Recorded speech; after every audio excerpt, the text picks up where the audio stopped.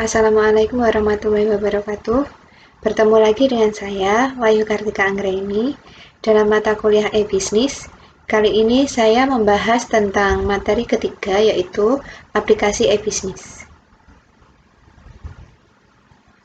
Kalau dulu menggunakan televisi Generation X, di sini menggunakan komputer.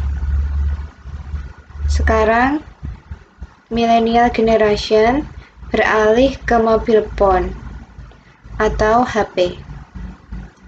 Namun, ini tidak ditinggalkan, tapi sekarang keseringan menggunakan HP.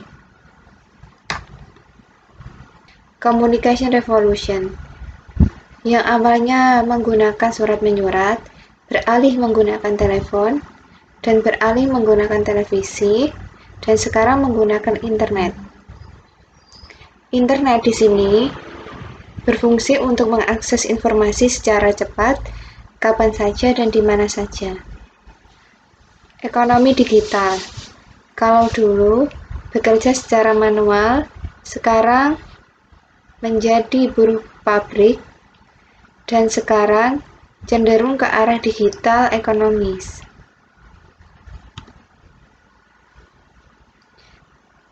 The Internet, suatu jaringan komputer global yang menghubungkan jaringan privat dan publik untuk berbagi informasi antar lembaga pendidikan, penelitian, pemerintahan, bisnis, masyarakat umum.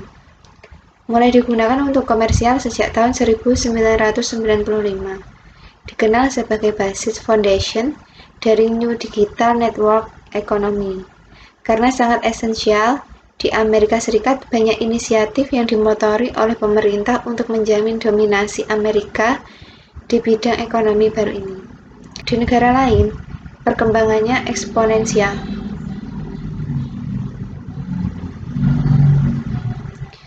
The Internet.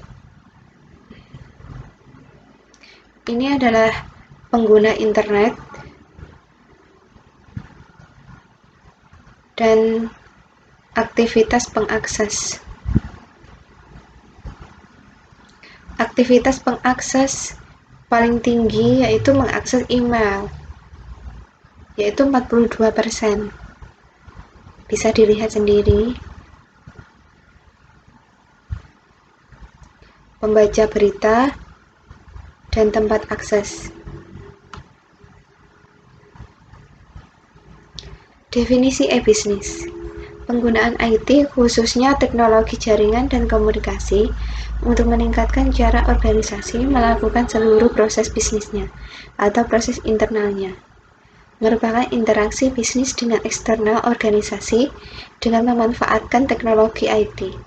E-commerce merujuk pada pelaksanaan transaksi bisnis seperti pembelian dan penjualan secara elektronik. Tradisional bisnis model versus e-bisnis model. Yang poin pertama yaitu tradisional bisnis model seperti belanja di pasar membutuhkan waktu yang lama, biaya juga, memilih-milih barangnya juga lama, butuh waktu yang lama juga. E-bisnis model, kita tidak perlu kemana-mana, cukup di rumah saja kita bisa pilih produk, tidak terkendala oleh waktu karena bisa diakses kapan saja dan di mana saja. Siklus penerapan IT dalam bisnis. Teknologi dipakai hanya sekedar untuk proses otomatisasi dalam pengolahan informasi. Teknologi bergeser ke arah upaya membangun konfigurasi rantai bisnis yang terintegrasi. Peran teknologi sudah secara nyata mempengaruhi perubahan model bisnis perusahaan.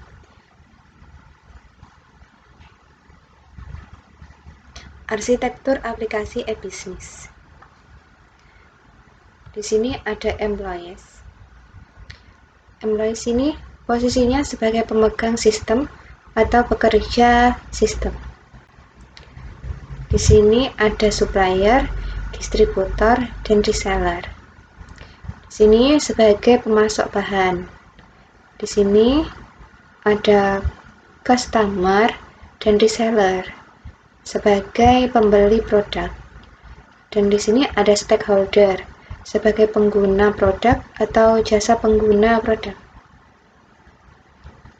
Di sini, employees dihandle oleh Administrative Control Human Resource atau SDM.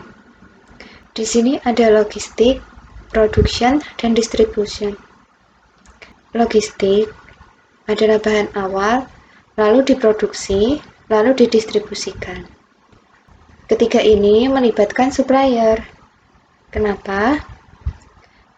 Karena logistik atau pembelian bahan melalui supplier. Distribusi barang juga melalui supplier.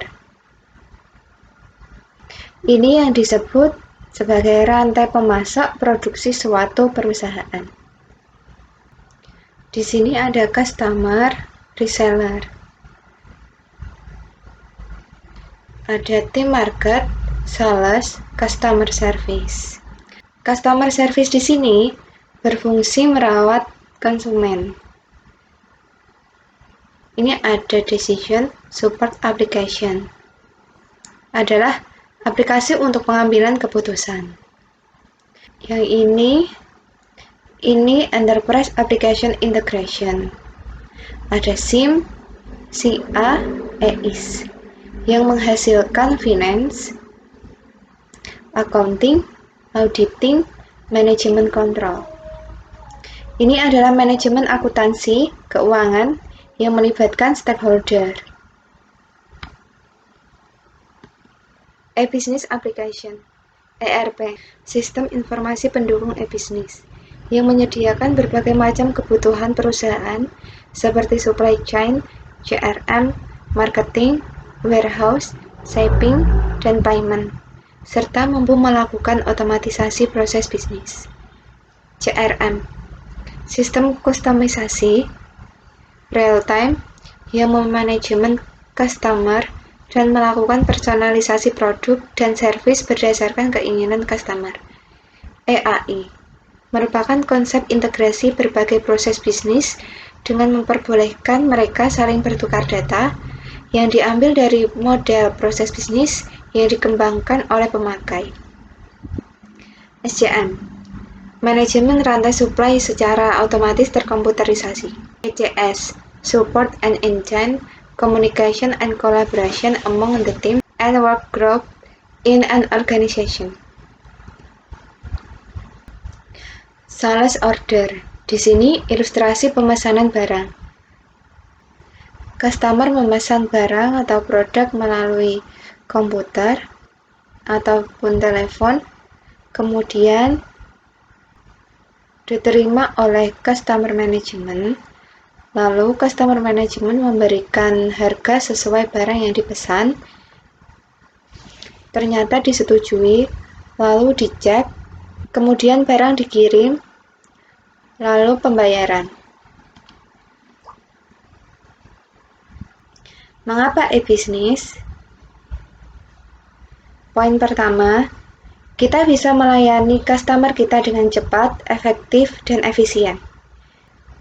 Poin yang kedua, dengan e-business kita bisa membuka peluang pasar baru, memperluas produk, memberikan pelayanan servis yang mudah hanya dengan di belakang komputer, dan mengurangi resiko bisnis, dan seterusnya. Positif dan negatif e-business. Positif. Yang pertama, mengurangi biaya operasional karena informasi distribusi produk dapat didigitalkan sehingga berakibat pelacakan status produksi dan distribusi sangat mudah dan berkelanjutan, outbound logistik bisa dilaksanakan, mengurangi inventory buffer, distribusi produk akan lebih cepat dan lebih akurat, aktivitas inbound logistik dapat ditingkatkan. Yang kedua, meningkatkan efisiensi operasi internal. Yang ketiga, meningkatkan efisiensi penjualan dan pemasaran. Selanjutnya, meningkatkan revenue stream baru atau aliran pendapatan. Aliran pendapatan baru yang mungkin lebih menjanjikan dan tidak bisa ditemui di sistem transaksi tradisional. dapat meningkatkan market exposure. Selanjutnya bisa dibaca sendiri. Ini adalah negatifnya. Yang pertama, pencurian informasi rahasia yang berharga. Kedua, kehilangan kesempatan bisnis karena gangguan pelayanan. Kesalahan ini bersifat kesalahan non-teknis. Penggunaan akses ke sumber oleh pihak yang tidak berhak. Misalkan pembobolan sebuah sistem perbankan oleh hacker, kemudian memindahkan sejumlah rekening orang lain ke rekeningnya sendiri. Kerugian yang tidak terduga disebabkan oleh gangguan yang dilakukan dengan sengaja, ketidakjujuran, praktek bisnis yang tidak benar, dan kesalahan faktor manusia atau kesalahan sistem elektronik. Faktor keberhasilan e-bisnis. Kemampuan untuk menjamin bahwa e-bisnis memenuhi 3 karakteristik kunci yang dibutuhkan dalam transaksi bisnis apapun. Yang pertama, validitas data. Yang kedua, integritas. Yang ketiga, privasi. Faktor penyebab kegagalan e-bisnis.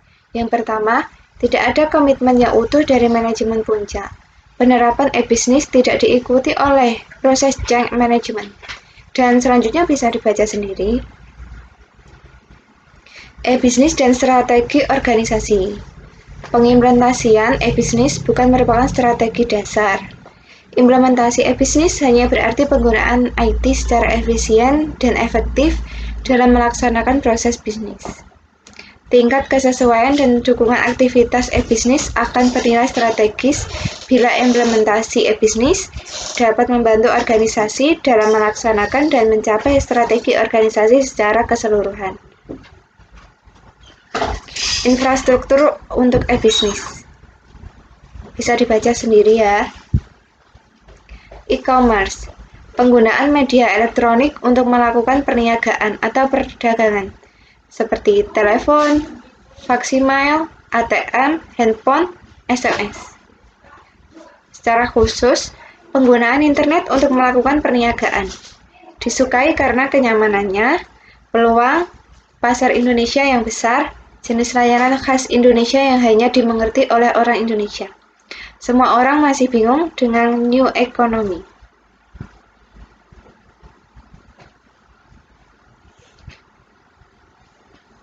Pasar Indonesia yang besar. Potensi. Jumlah penduduk Indonesia yang besar, masih banyak yang belum terjangkau oleh internet. Jumlah penggunaan internet masih sekitar 5 juta orang. Market belum saturasi. Rentang fisik yang lebar merupakan potensi e-commerce. Layanan khas Indonesia. Orang Indonesia gemar berbicara, tapi kurang suka menulis atau dokumentasi. Contoh layanan khas Indonesia seperti wartel, warnet, dan SMS. Jenis e-commerce. Yang pertama, business to business atau B2B, antar perusahaan, business to consumer atau B2C, retail, pelanggan yang bervariasi, consumer to consumer atau C2C, seperti lelang, government, G2G, G2B, G2C, seperti e-procurement. Ini adalah customization in e-commerce.